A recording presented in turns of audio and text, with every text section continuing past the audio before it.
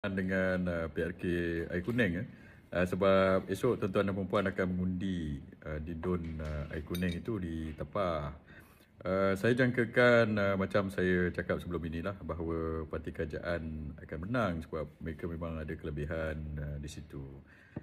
Nombor satu, jumlah pengundi di Air Kuning itu tak sampai 50,000. Dan macam saya kata sebelum ini, berdasarkan pengalaman kita, apabila jumlah pengundi satu kawasan itu kecil lah, dalam 30,000 tak sampai 50,000, maka gerak kerja jentera itu akan menjadi lebih berkesan lah berbanding dengan apa orang kata kalau kita bukan dalam kerajaan. Kalau dalam kerajaan ni, parti dalam kerajaan mereka lebih mudah untuk menggerakkan jentera kerana mereka ada sumber dan sebagainya. Dan UMNO, walaupun pemimpin sekarang jadi Amdap Mantap, mereka ada cawangan bahagian tu dan daripada seluruh Malaysia pun datang turun kat situ bantu. So mereka boleh carilah pengundi bila jumlah pengundinya tak ramai. Macam kalau ada 31,000 ke 30 lebih ribu ke di Tapah itu, di DUN Air Kuning itu, kita jangkakan jumlah keluar mengundi mungkin 60-70%. So 20,000 ke berapa belas ribu yang akan keluar mengundi.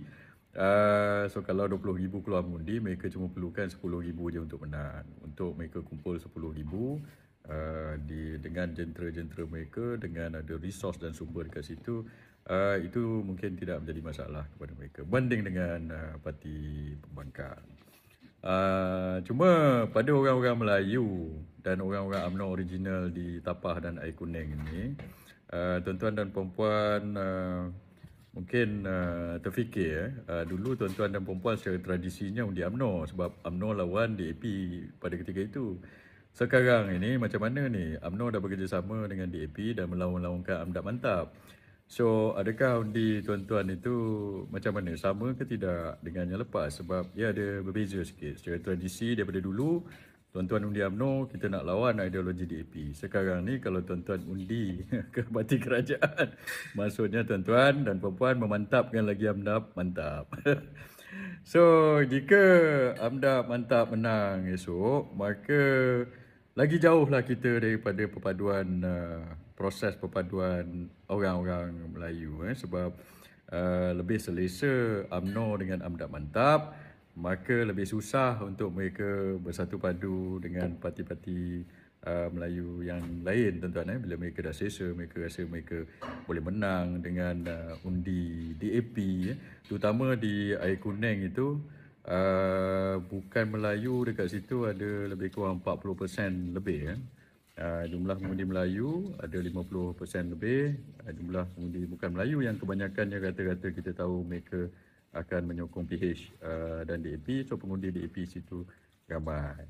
So kalau tuan-tuan yang dulu sebelum ini undi UMNO secara tradisi, kali ini tuan-tuan dan perempuan ingin ke undi Amdap Mantap. So pilihan di tangan tuan-tuan dan perempuan di antara undi Amdap Mantap ataupun untuk perpaduan orang-orang Melayu. Itu terpulang lah. Walaupun daripada segi logistiknya saya tengok parti kerajaan akan menang di situlah sebab macam faktor-faktor yang saya cakap tadi. Cuma bila mereka menang di situ, ini tidak bermaksud orang-orang Melayu sokong mereka di Air Kuning itu. Dan mereka nak menang dekat situ sebab mereka nak kekalkan status quo. Sekarang parti terbesar dalam DUN Perak itu adalah DAP 40 ya. So effectively DAP menguasai kerajaan negeri Perak sebab dia parti terbesar dalam DUN negeri Perak 40. 18 40 itu di parlimen ya tuan-tuan.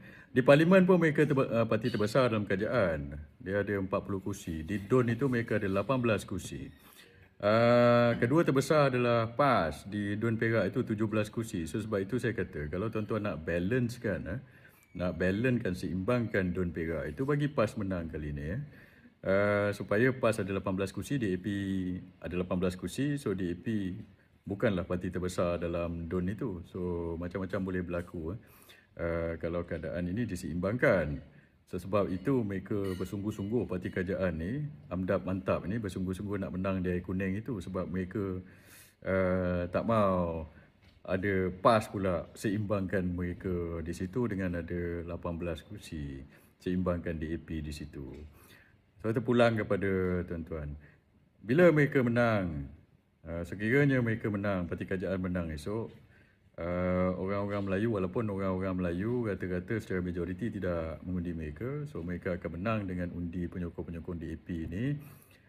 So satu lagi kursi kawasan campuran yang menang kerana undi Melayu ni pecah, sebab Amdab Mantap berkempen kepada orang-orang Melayu, mereka mungkin kalau tarik 20%, 30% saja pun, dengan undi DAP mereka boleh menang. Di peringkat persekutuan pun sama tuan-tuan. Bila jadi PRU 16 esok, PH dan DAP dan Anwar Ibrahim untuk mengekalkan kuasa, mereka hanya perlu 25% ke 30% saja undi Melayu. So kalau dia dapat 25% ke 30% saja undi Melayu, maka DAP dan Anwar Ibrahim boleh kekal berkuasa. So sebab itu mereka perlukan Amdab Mantap ni. So kalau Amdab Mantap boleh meyakinkan ahli-ahli mereka untuk bagi 20 to 25%, 20 ke 25% atau 30 ke maksimum 30% lah undi Melayu, maka Anwar Ibrahim, DAP dan Amdab Mantap akan terus berkuasa, maka lebih jauhlah kita daripada perpaduan orang-orang Melayu. Itu saya punya pandangan tuan-tuan. So tuan-tuan, nanti saya akan ulas lagi berkenaan dengan hal ini, berkenaan apa kesan PRN ini kepada PRU 16 dan kepada perpaduan orang-orang Melayu, dan siapakah ataupun apakah faktor-faktor dan tindakan-tindakan yang boleh kita buat ke arah perpaduan orang-orang Melayu semula. Sebab orang Melayu ni majoriti tuan-tuan. Negara ini susah nak stabil kalau orang Melayu berpecah belah. Bila dalam satu negara itu majoritinya berpecah-pecah, maka negara tak stabil, maka ekonomi juga, bila negara tak stabil, ekonomi juga tidak stabil, dan ini memberi kesan kepada semua orang. Sebab itu perkara ini penting, bukan hanya kepada orang Melayu tetapi kepada semua orang secara amnya di negara Malaysia.